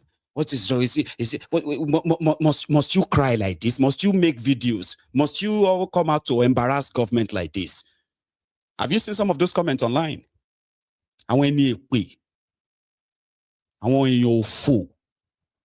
know what I mean? They don't want you to show stuff like this because it makes Tinubu look bad. And then they'll be asking you, what are you going to gain from all of these things? Or, another one. They'll be asking you, hey, what is the solution? Why can't you just give solution? As if to say, the people that you are paying billions to every month to keep you safe, protect you, and then they have failed, right? And you still want to keep them anyway, then you want somebody like me on social media like this to now give advice on the solution to insecurity in Nigeria. As if to say, my solution matter to these criminals who are intentionally protecting the terrorists and, continue to make this happen. They have just one job. That's why you are paying them. That is why they pretend that you elected them. This is their job. But olórí burúkú àwọn olórí òfò Tinubu supporters, they'll be asking you that, why do you always like to show all the bad things about Nigeria? We are talking about lives being ruined, destroyed. And they are happening in faces in that way that you are not even moved. Like, you are supposed to be Yoruba, somebody who loves Yoruba land so much. I mean, I would never let even if they kill all the Yorubas, I will still support Tinubu, dipla. Like, what the heck, man? That's why I usually say that, or in fact, I believe that Tinubu's supporters are retarded. Yeah, it doesn't matter how educated or whatever they claim to have. It is something that is beyond kind of like explanation. You know, they don't care if people are killed in the north or people killed in the south. They don't. To them, what do you want Tinubu to do? I'm like, do his job. Get the sponsor of the terrorists. Those who are sponsoring terrorism in Nigeria, they are known. Yes, they are known. Your government have their data, they have all their details. But because of politics, they can't go after them. So you want me, if I come here now and I give you the names of the terror sponsors, who are mostly public anyway, what are you going to do about it? What have you done about it? The only person who could do something about it is Tinubu and his gang. But they won't, if they should. Oh, he's going to cause some political... It's not politically advisable for him to go after them now. Maybe after election, like you are going to put the lives of the people on suspension until after election. Then you are now going to go after the... Like, what the heck, man? Or you will see an average retarded runukus on social media asking you for solution. Why can't you just give solution? Do you think it's easy to govern a country? Do you think... I'm like, oh my God, man. Huh? You know? And Nigeria is a place where, if you pay attention very well, we are all just victims waiting to happen. Disaster waiting to happen. True. Nigeria is Turn by Turn Nigeria Limited. It is. The survivors of yesterday are believed to be the victims of today. They will be the victims of today. Those of us who have survived today, we are the potential victims of tomorrow. Because tomorrow will come, you're going to see it in the news again. You're going to see people, children, crying, all that. And those will be the people who are possibly alive today. And tomorrow, they will be violently taken from you. The perpetrators, the sponsors, nobody's going after them. They said, follow the money. UAE, Dubai, followed the money. And they found 11 terror sponsors, some living in their country, some others in Nigeria, receiving money, raising money, like almost like raising money that looks legit. They were using the money to fund terrorism in Nigeria. 5 of them were convicted. They are serving life sentences in UAE right now for sponsoring terrorism in Nigeria. But the terrorists in Nigeria, they are getting rehabilitated. Many of them untouchable. Yeah, untouchable for political reasons. Think about that. Somebody said, what is Kalu going to use to campaign in 2027? I was like, I don't know. Is it going to be power? Watch these young nurses showing us the beautiful general hospital in their own community. I don't know, call it hospital or clinic or so. They'll tell you, this is Enugu. Is on duty and it's a night duty, and I can't believe in a hospital like this there's no water, there's no light. Everywhere is littered, there's no cleaner to clean the place. Like, I'm talking about mosquitoes. The mosquitoes that are here, massive mosquitoes, and it's not good. I don't know what the government are doing about it. They are building no. Please, there is a woman in labor, like currently in labor. And there's no light. And there is no light. Like, so what if there's complication? What do we do? Or are you get her incubator? I don't understand. It's very poor of a general hospital. No oxygen, like this. There's no oxygen. There's no light to even give birth to a child. Let's just say oxygen. This is a secondary thing, but at least the primary things that a hospital is supposed to have. Water. They don't have it. No water. No water. No good environment. Environment, no cleaners to clean it. That's poor. And I mean, I see government. How you guys helping us? Guys, look around. There's no light. Everywhere is dark. And I heard a snake. Oh God. They don't fumigate here. Nothing. Mosquitoes. See, everywhere is very. This place is not even conducive for human beings. For human beings to do anything. One health center. Somewhere like here has been sleeping. Like if the rain falls. Women used to fall here. Yeah, which exactly? This place around. Yes, now the floor is muddy now. Okay, these are neighbors, so they have lights, but a whole hospital, a whole government hospital, no lights. How? So think that there are patients here. Pregnant women here in labor, no lights. This is the. Somebody said, where I lifted that video, someone said, two things will happen after this video. And you can tell me which of them do you think is right that will happen. The first one, they are going to suspend or even arrest those nurses for making that video. Or by this morning, the government would have probably moved in contractors, everybody, to ensure that all these structures are like upgraded, electricity is provided, power is provided, and everything is fine. Which of them do you think will happen? Praise the ladies and the government fix the whole problem. Or you start seeing the videos of the ladies making apologies videos. We are so sorry. We didn't mean to we apologize to the chief nurse. We apologize to the state governor. We didn't mean to embarrass a young girl in Bayelsa decided to use our own TikTok platform, okay, to raise money for the renovation of a block of classrooms in Bayelsa, just in our own community, dilapidated. While she was raising the fund, she was even not like condemning the government at all. She was just like, I'm going to use my platform to raise money in order to renovate this school, blah, blah, blah. Do you know what happened after that? The local government chairman sent men to go and grab her from her mother. They grabbed this girl, assaulted her, and then they made her apologize. Not only that, to delete all the videos of the school that she was soliciting. She's raised fund, though.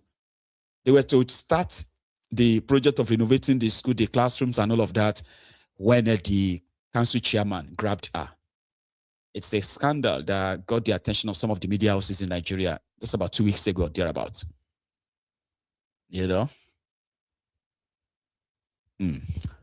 But for Kolu, he said you shouldn't worry. When he was addressing his own party convention members, right? Last night or so, or yesterday or so. I assure you, many of you lamenting the problem of electricity, power. Yes, we are paying attention to that. The Grid Asset Management Company, CAMPO, which will inject approximately 1,500 megawatts into a new grid corridor. We are going to improve on it. Electricity will become better, and be assured there will be opportunity and progress in our industrialization path.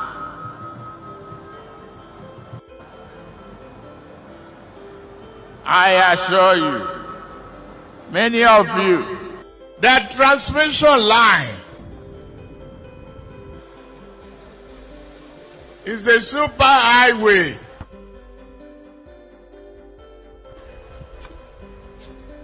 For generated electricity and power. They could not even make a down payment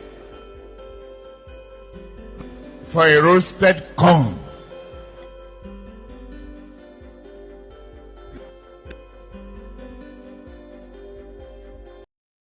I mean, some people are suggesting that maybe Kolu is about to activate the sick version of himself, like he did in 2023. Like, okay, yeah, he's going to activate the sick Tinubu 2.0. We're going to like that. I don't know. But you know, he's very much sick anyway. But the difference is that as the president of a country, you have access to the best kind of like a medical support that money can buy. And he's enjoying that in France and sometimes in the UK, I think. And that is why yesterday, which happened to be his birthday, so Kolu told his supporters and others that, you know what, he's forfeiting his salary. From what I read, right, they say Kolu's salary is annually, annually, I think it's about 13 million or thereabouts. So the Shah said for 4 years, Kolu's salary will be about 58 to 60 million naira. That's just the basic salary, no plus others. So he's donating that to the families of the fallen heroes. I mean, soldiers, as well as the injured ones. Sorry, this one seems kind of like clearer than the other one that it was so doped up, like drugged up. Yeah, watch this. And it's a symbol of love and commitment to the growth and unity of this country. I thank all of you. Lunch or dinner I don't have.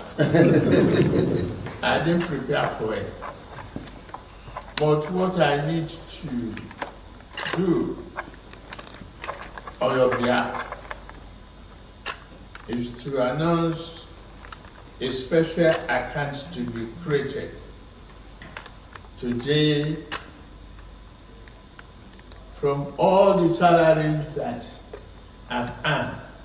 The Accountant General to establish an account to fund those men and women who stand on the arms race, who have lost the husband and wives. Create a special funding for them. Regardless of what insurance or what the military or the armed forces might have been doing. Let's put hands together to donate specially to that account.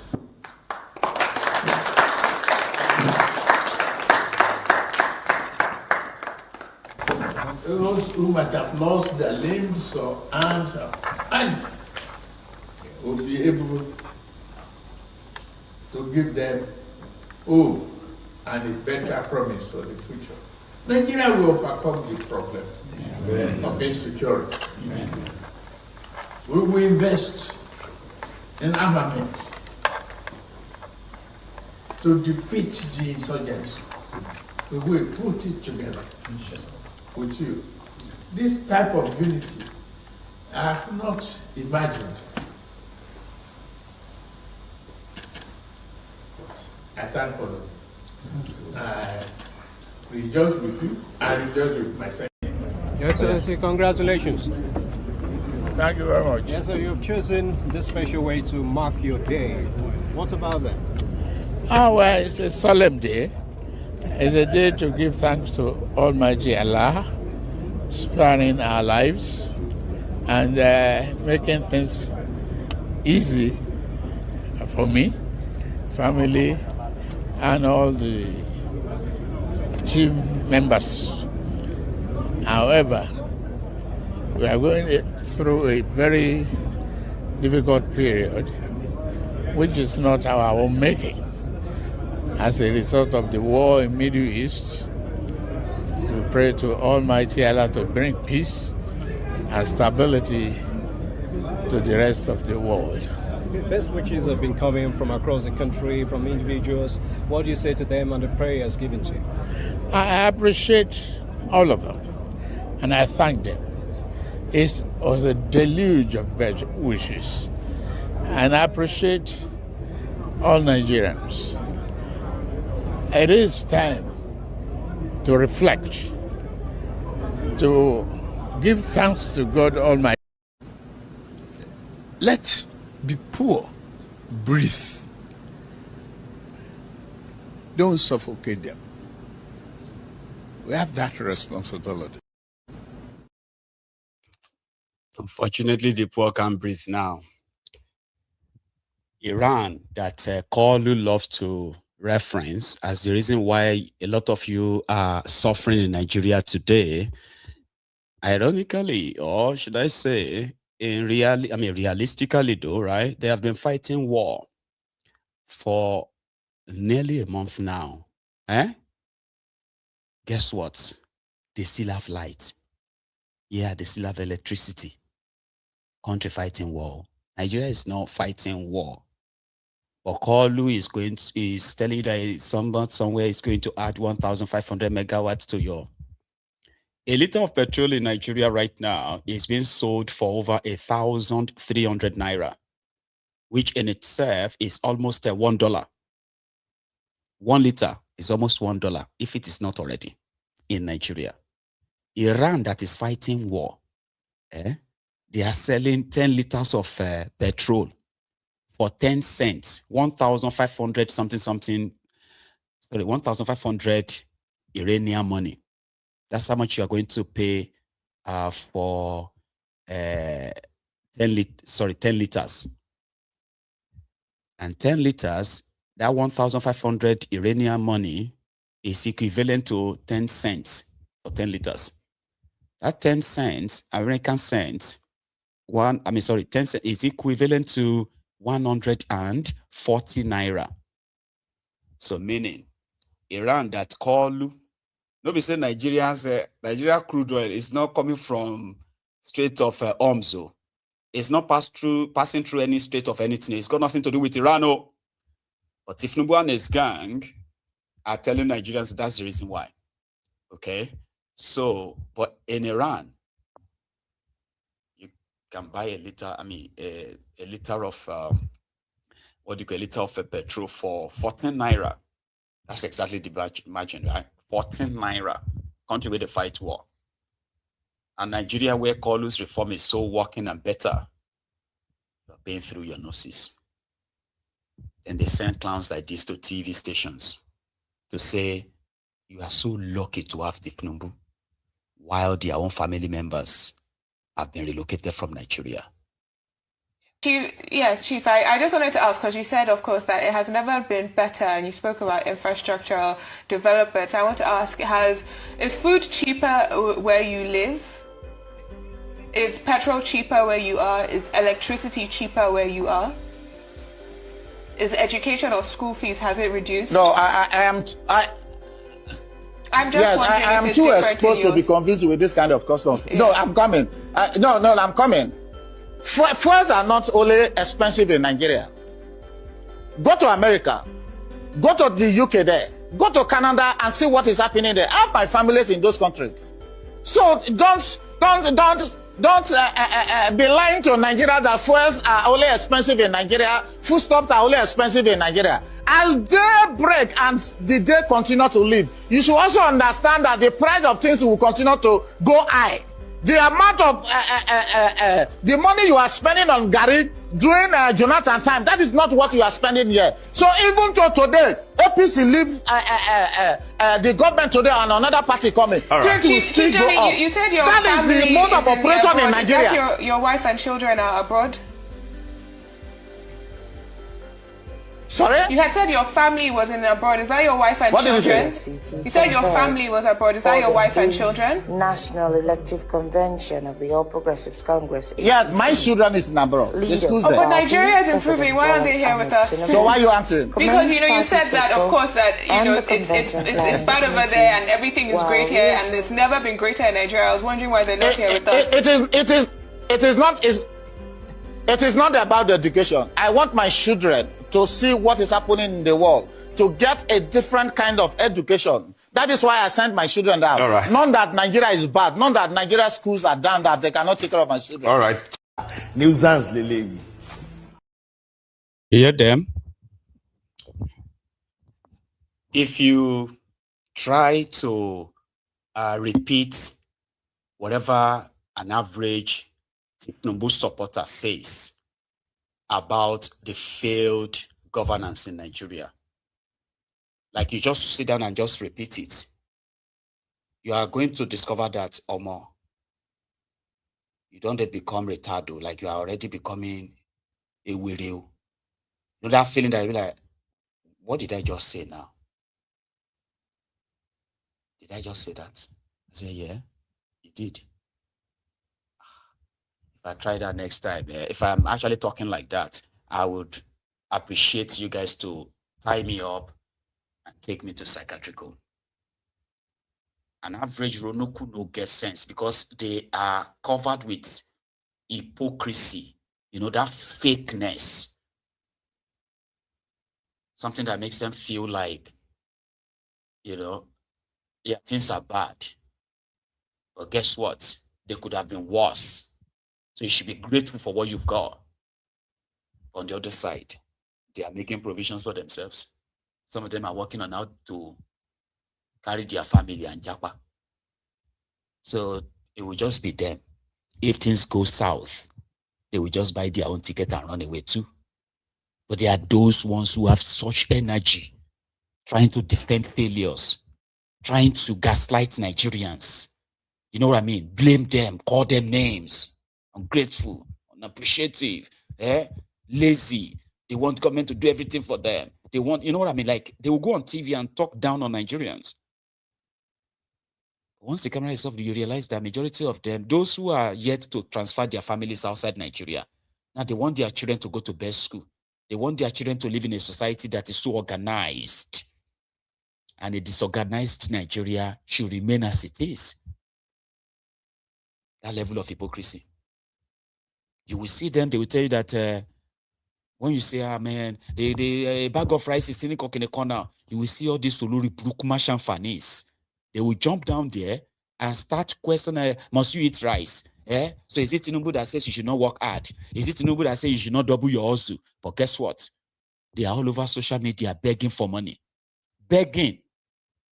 On one post, they are defending APC. Everything is fine. On another post, they are begging for money. Please, can I see 5,000?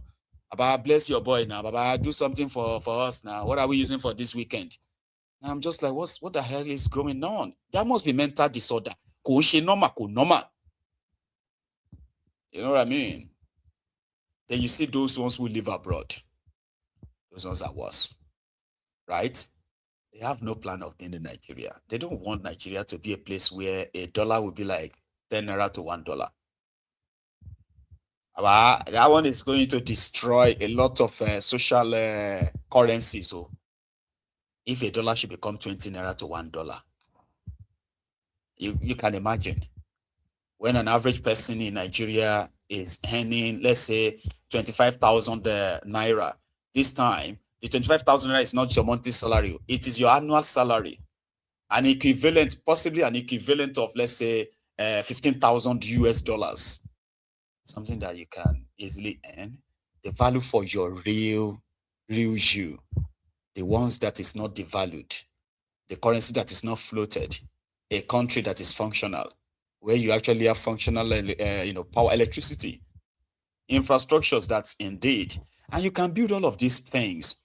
If you take a look at the wastages, the people that are destroying Nigeria, milking Nigeria, right? If there is a real system that gets rid of them, punish them, sentence them to death, then you understand that all these things are just like, they're not impossible. The reason why they are impossible today is because the criminals that are feeding off you and gaslighting you, or maybe even sending you rice, like Kolu has been doing. Watch this.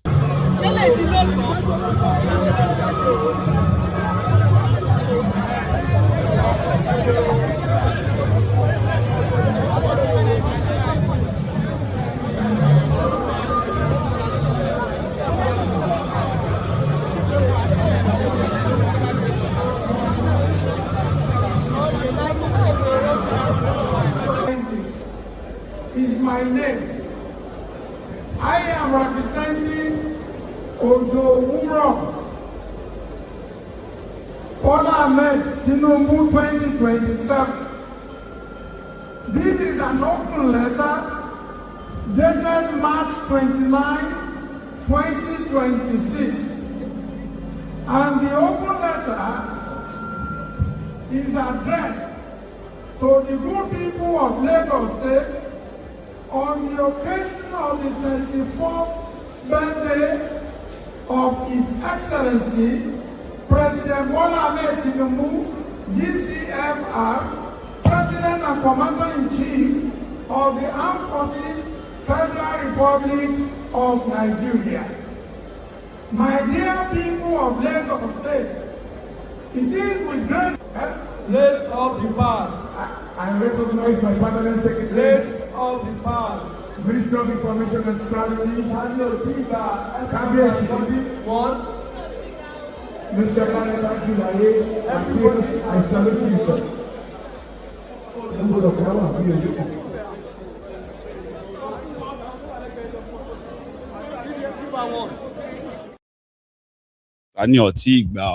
If you have not collected, raise up your hand. If you have collected, raise up your bag.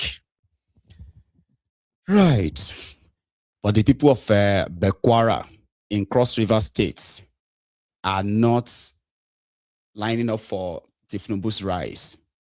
Rather, they staged their own peaceful protest within their own community, just all about this failed governance, poor government, expensive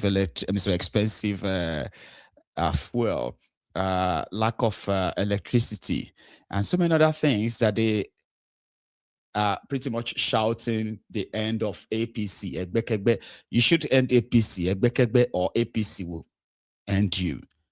So this one is from Cross River State on the issue of insecurity, poor power supply, and many others. Bekwara. Was it yesterday I sent you a message?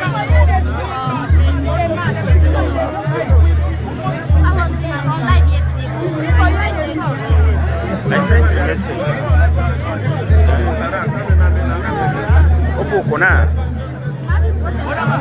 Are you serious? Wow. That's you, Joe. Where those Blaker? Open up.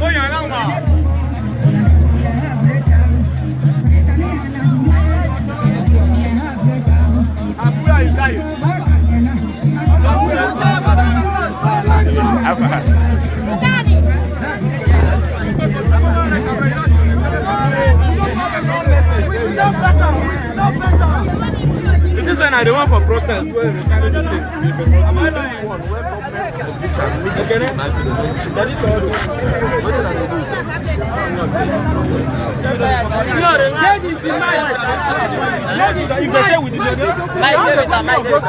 Where the copy of those letters? Where this guy?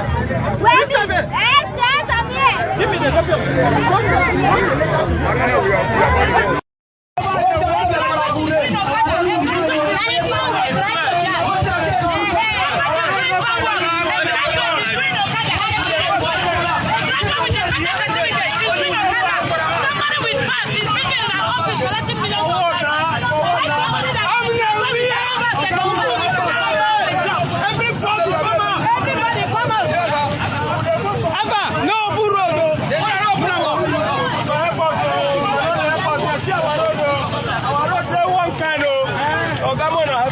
What is going on here? These are the youth of the federal local government in Cross River State. Not only the youth, all the men and women in Cross River State. They have been patient for a very long time.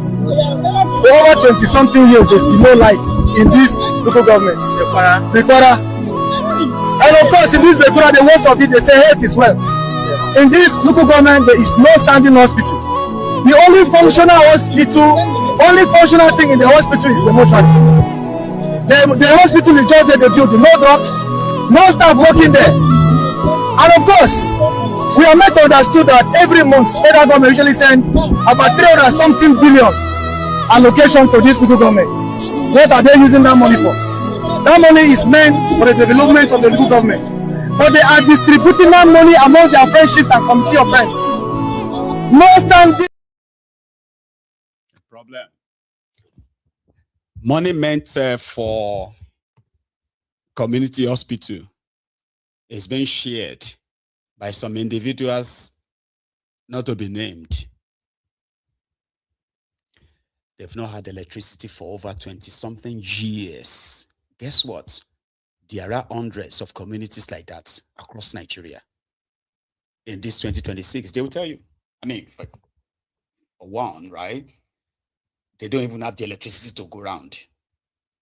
Secondly, I mean, these communities have never seen electricity like this, ever. And these are the discoveries that a lot of you will find a little bit like too much, Abby. They are existing. Not to talk of other infrastructures like schools, roads, hospitals, even police posts. They are almost like not part of Nigeria. And they do exist in every state in that contraption. It is that bad. Evenly distributed shege is what you have. And I've said that many times. In Anambra State, you know, Soluton Band is a government have been likened to that of a dictator, despite he is a democratically elected government, you would say. However, he's been much like so draconian with some of their decisions. For example, when he had this face-off with the traders in the state because they were observing their own voluntary sit-at-home on Mondays, it was a big showdown that he was willing and ready. In fact, he did shut down some of the markets for more than a week. And at the point, he started demolishing some of the structures of those he called saboteurs who were willing to sabotage the state government's efforts. Yeah, they have their structures demolished, some with their goods inside in the markets. Now, a recent one is, well, the new one is the confrontation between the agent of Soludo and a guest house owner in that same Anambra. The government accused the guest house of housing some illicit activities like drugs, prostitution, and name it. So their solution then is that since the owner of the property has been unable to control the usage of the property, the state government took it over and they demolished the property based on a law that they say exists in Anambra State. See, the name of this guest house, they call it a airtight guest house. If you are from Anambra State, you probably should know it, right? This exchanges was captured on camera. Please watch it. And the melody of it.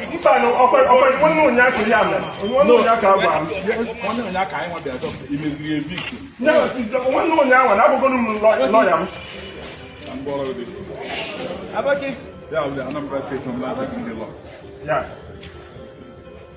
Section 16. You know where you go, right? Yes. Section 16. Yes, sir. No property in the state shall be used for the manufacture, use, or sale of illicit drugs.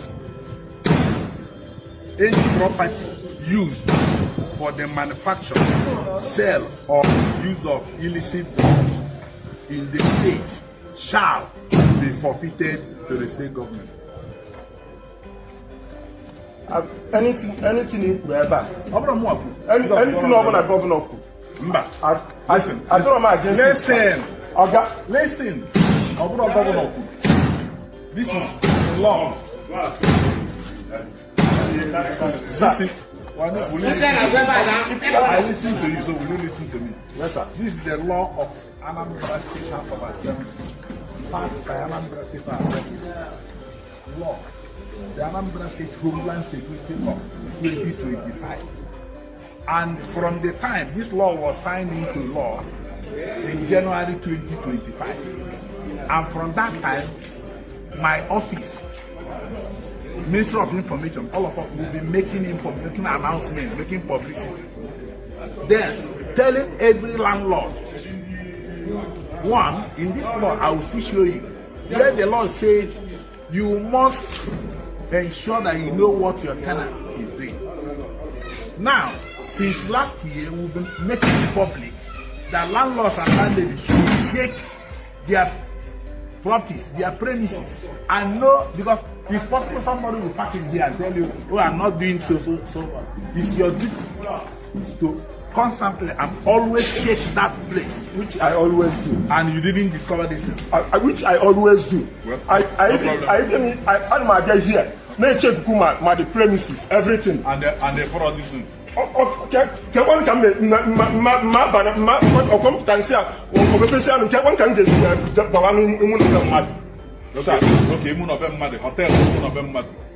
when I'm a person, I'm for how many TV, Monday local government. Talk about the fortune India, right? Talk about the India hotel.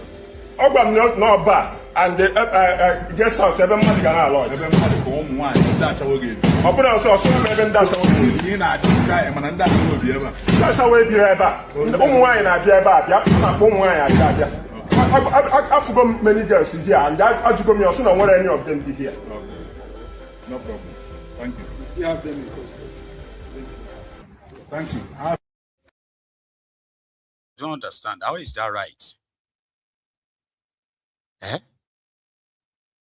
That you have to demolish my property because of the kind of what they do inside the house. Like, how is that even right?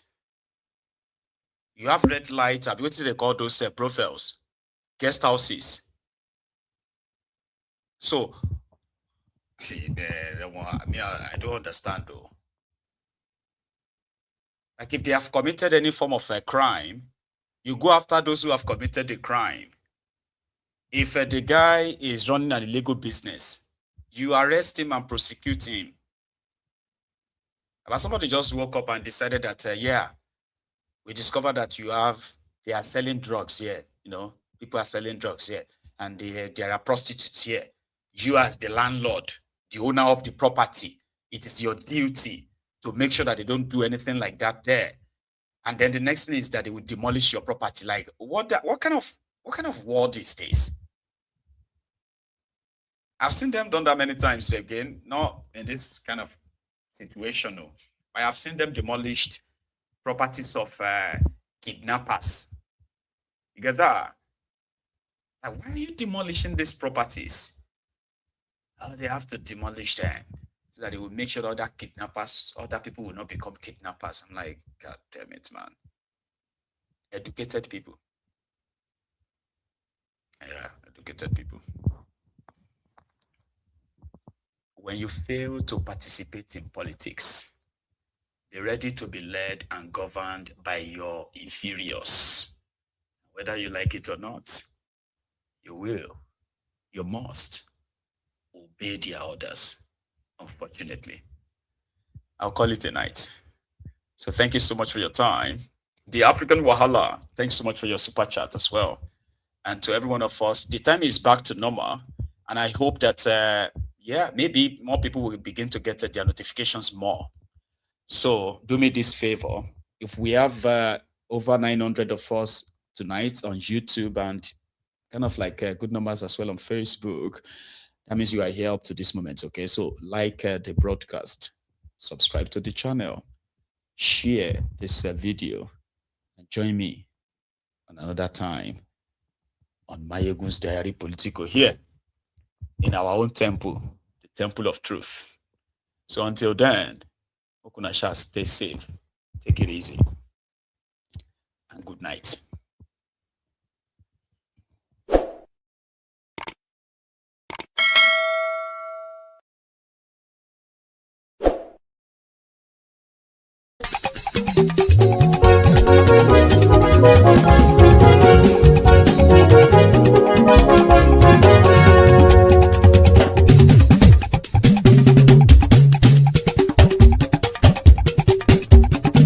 Mayegun làwa mọ̀ làmọ̀ tó dòdòdò.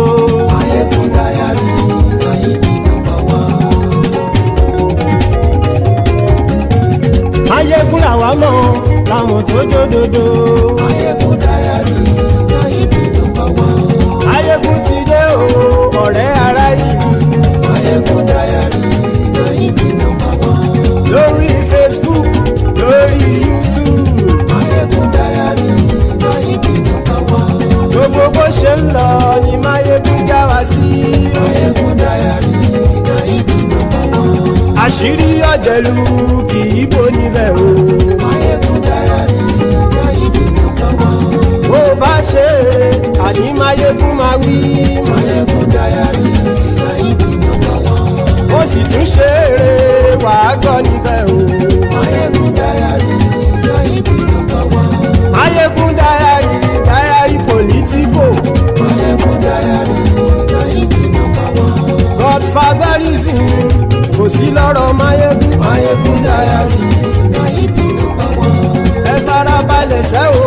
gbọ́rọ̀ lẹ́nu o. Máyégún dáyàrí náà ibi nọ́mbà wá. Àní Máyégún làwa mọ̀ tó dòdòdò. Máyégún dáyàrí náà ibi nọ́mbà wá.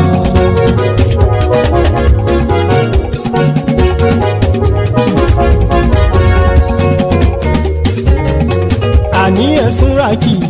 Máyégún ti dé. Máyégún ti dé. Ọ̀jẹ̀lú ẹ̀sùn ràkì. Máyégún ti dé. Àní ẹ̀sùn ràkì. Máyégún ti dé. Lórí Facebook. Máyégún ti dé. Àní ẹ̀sùn ràkì. Máyégún ti dé. Lórí YouTube. Máyégún ti dé. Àní ẹ̀sùn ràkì. Máyégún ti dé. Bọ́ bàbá gbé wúrẹ́. Máyégún mọ̀ mí. Àní ẹ̀sùn ràkì. Máyégún ti dé. Ijó ìgbádìyẹ. Máyégún mọ̀ mí. Àní ẹ̀sùn ràkì. Máyégún ti dé. Pẹ̀sìdó bá rúfin o. Máyégún mọ̀ mí. Àní ẹ̀sùn ràkì. Máyégún ti dé. Kí gómìnà kówó jẹ. Máyégún mọ̀ mí. Àní ẹ̀sùn ràkì. Máyégún ti dé. Ọlọ́pàá ti ń darí bá. Máyégún mọ̀ mí. Àní ẹ̀sùn ràkì. Máyégún ti dé. Aṣòfin tí ń rúfin o. Máyégún mọ̀ mí. Àní ẹ̀sùn ràkì. Máyégún ti dé. Òkúra olóṣèlú. Máyégún mọ̀ mí. Àní ẹ̀sùn ràkì. Máyégún ti dé. Ọ̀jẹ̀lú ẹ̀sùn ràkì. Máyégún ti dé. Àní ẹ̀sùn ràkì. Máyégún ti dé.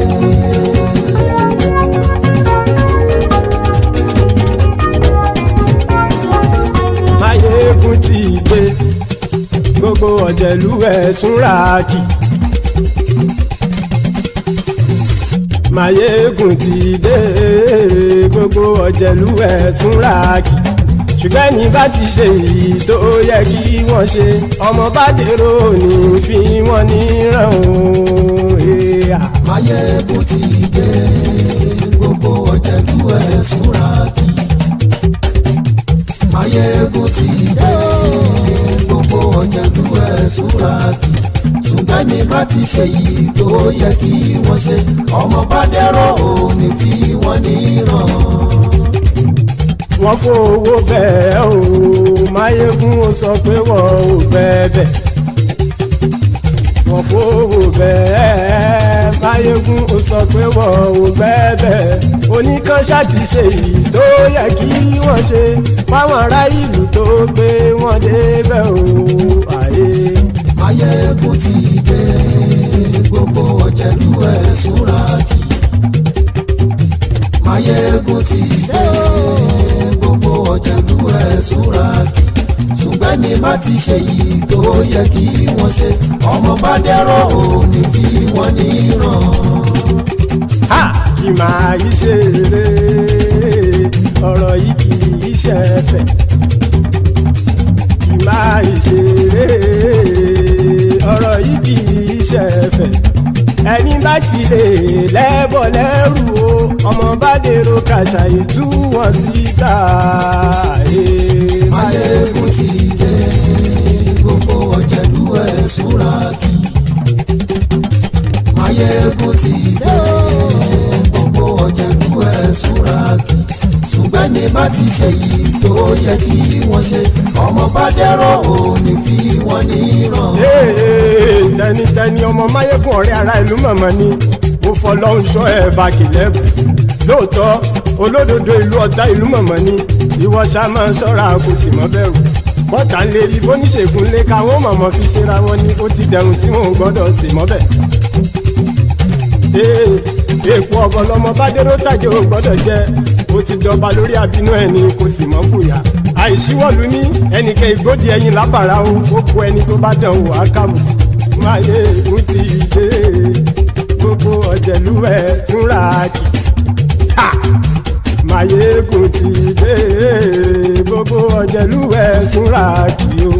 Ẹni bá ti ṣe yìí tó yẹ kí wọ́n ṣe, ọmọ bá dèrò òní fi wọ́n níran o.